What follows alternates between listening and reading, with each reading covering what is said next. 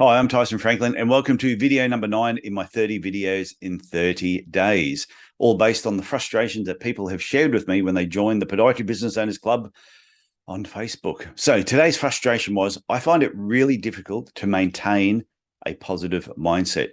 Totally understand that. When you're running your own business, or even if you're an employee and you're working with somebody else, and you're having patients coming in all the time who are in pain. And then at the same time, they're also a lot of times they're dumping their problems on you, what's going on in their life, because they think you actually want to hear all this. So you almost feel like sometimes you're a therapist. This really can drag on you over a period of time. So not only are you dealing with the patients, if you've got your own business, you're dealing with everybody in your team, and you're dealing with your own life. So maintaining a positive mindset, one, it's super important to do it, but sometimes it's difficult to do it. So 3 key tips that you need to do. And you've probably heard this before, but sometimes you just need to be reminded. First one, what are you reading at the moment? If you're just reading the news, and whether it's online or old-fashioned newspaper, if that's the only type of reading you're doing, plus you might be reading some podiatry information, which is great, but you also need to start putting some positive reading on the list, whether it's definitely a positive book, whether it's a business book that relates to your business. It could be just any book that you read that makes you feel good about yourself should be on the list of what you're reading, and you should be doing it on a daily basis. Autobiographies are great books to read. I get a lot of inspiration from other people's stories and what they've actually done in their life. Second thing is, what are you listening to? So, of course, hopefully you're listening to the Podiatry Legends podcast, world's best podiatry podcast going around.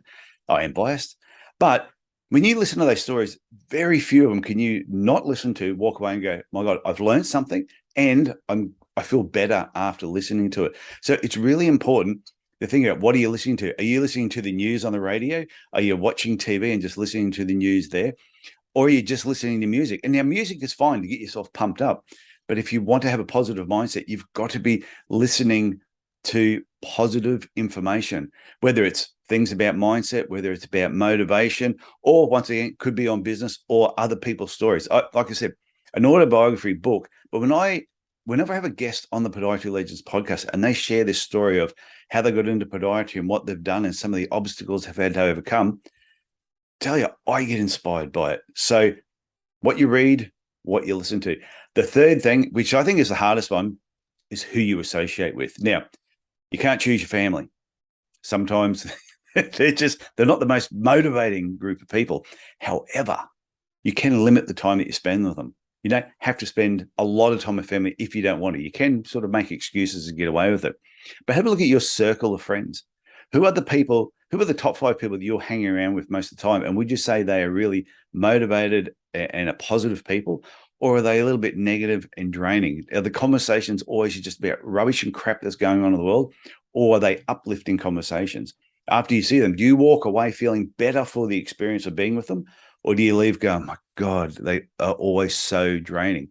I do have a group of friends that I hang around with and that I associate with on a regular basis, sometimes face-to-face, sometimes it's online. I just catch up with them online because we live in different cities, different countries. But just the time that I spend with them, every moment I'm with them, it is uplifting. We have a lot of laughs. I always leave with a smile on my face. So if you're finding it difficult to maintain a positive mindset, look at what you're reading, look at what you're listening to, and really look at who you're associating with. And if you do have your own business and you look at your team, is your team an uplifting team? Are they all uplifting each other? Or is there someone in the team that is a little bit negative and pulling everybody down? If that's the case, sometimes you got to better let them go and replace them with somebody else who's uplifting. I hope you get something from that. And I look forward to seeing you on video number 10. Bye.